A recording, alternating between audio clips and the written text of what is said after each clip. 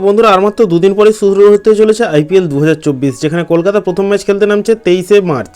আর কলকাতা ইতিমধ্যে কিন্তু দুটো প্র্যাকটিস ম্যাচ খেলে ফেলেছে, যেখানে কলকাতা ম্যানেজমেন্ট একটা প্লেইং 11 ঠিক করার চেষ্টা করছে। কি থাকছে সমস্ত আপডেট সেই সব কিছুই জানাবো। আর একটা খবর শোনা যাচ্ছে যে কলকাতার বোলিং কোচ হিসেবে নতুন একজন কোচ নিয়োগ হতে চলেছেন। তো নতুন কোচ হিসেবে কে কলকাতা দলে যোগ দিতে পারে সেটাও জানাবো আজকের ভিডিওতে। তো ভিডিওটি সম্পূর্ণ শেষ পর্যন্ত দেখবেন, স্কিপ না করে। আর ভিডিও ভালো লাগলে ভিডিওতে একটি লাইক করে চ্যানেলটিকে সাবস্ক্রাইব করে রাখবেন কলকাতা ও আইপিএল সংক্রান্ত নানা রকম তথ্য সবার আগে পাওয়ার জন্য। তো বন্ধুরা, আইপিএল 2024-এ কলকাতার হয়ে পার্মানেন্টভাবে ওপেন করবে ফিলিপ সল্ট।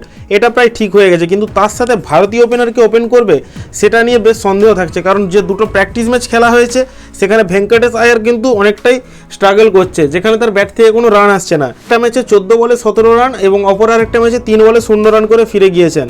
তাই ভেঙ্কটেশ আয়ারের পারফরমেন্স নিয়ে কিন্তু কলকাতা বেশ চিন্তায় পড়ছে। তার পাশাপাশি এটাও বলে রাখি, দেখুন গত যে 2 বছর আইপিএল খেলা হয়েছে সেখানে কলকাতা মোট 14টা ওপেনিং পেয়ার চেঞ্জ করেছে। আইপিএলের ইতিহাসে একটা রেকর্ড বলা যেতে পারে।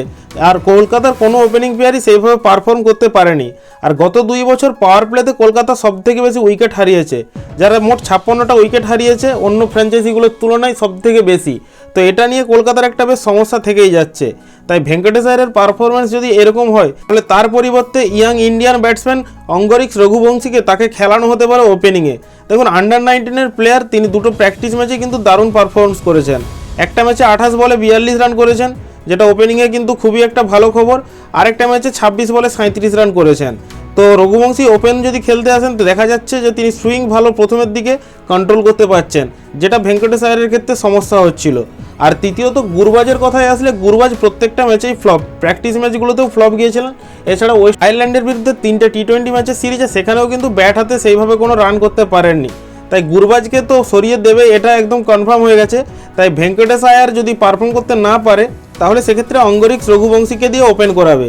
এরপর দ্বিতীয় কথায় আসি অনুকূল রয়। অনুকূল রয়কে প্র্যাকটিস ম্যাচে কিন্তু দুর্দান্ত ফর্মে দেখা যাচ্ছে, সেটা ব্যাটিং হোক, বোলিং হোক বা ফিল্ডিং হোক। ব্যাটিংয়ে তিনি একটা ম্যাচে তো 13 বলে 15 রান করেছেন এবং বল হাতেও 3 ওভার বল করে 12 রান দিয়ে মাত্র 3টা উইকেট নিয়েছেন। গত বছর আইপিএলে তাকে মাত্র একটা ম্যাচেই খেলতে দেখা গিয়েছিল, দিল্লি ক্যাপিটালসের বিরুদ্ধে। সেই ম্যাচে তিনি কিন্তু ব্যাট হাতে ভালো পারফর্ম না করতে পারলেও বোলিংয়ে তিনি ভালোই পারফর্ম করেছিলেন। তো আশা করা যাচ্ছে যদি কলকাতা অনুকূল রয়কে সুযোগ দেয় তাহলে তিনি কিন্তু একটা পোটেনশিয়াল পারফরমেন্স দেবেন। এরপর রমনদীপ সিংয়ের কথায় আসলে, রমনদীপ সিংকে কলকাতা কিন্তু একজন ইন্ডিয়ান ফিনিশার হিসেবে খেলাবে। প্র্যাকটিস ম্যাচগুলোতে তিনি পারফর্ম ভালোই করছেন। একটা ম্যাচে 13 বলে তো 19 রান করেছেন এবং গত প্র্যাকটিস ম্যাচে 1 বলে 6 রান দরকার ছিল, সেখানে 6 মেরে ম্যাচও জিতিয়েছেন। আর হার্ড হিটিংয়ের পাশাপাশি তিনি কিন্তু বল প্লেসমেন্ট করছেন ভালো, অর্থাৎ গ্যাপ দেখে দেখে সেখান থেকে রান নিচ্ছেন এবং 4ও মারছেন। তাই কলকাতা তাকে কিন্তু ফিনিশারের দায়িত্বে এবার খেলাবে, এটা প্রায় কনফার্ম। এরপর আসছি বোলিং কোচের কথায়। দেখুন কলকাতা নাইট রাইডার্সে বোলিং কোচ হিসেবে রয়েছে ভরত অরুণ।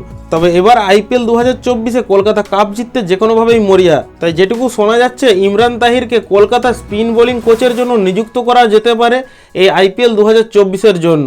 আপনাদের কি মনে হয় ইমরান তাহির কেমন হবে বোলিং কোচের জন্য? সেটা ভিডিওর কমেন্ট বক্সে অবশ্যই কমেন্ট করে জানাবেন। এছাড়াও ব্যাটিং কোচের দায়িত্বে ইয়ন মর্গ্যানকেও আনা হতে পারে এমনটাই শোনা যাচ্ছে। এগুলোই ছিল বন্ধুরা আপডেট।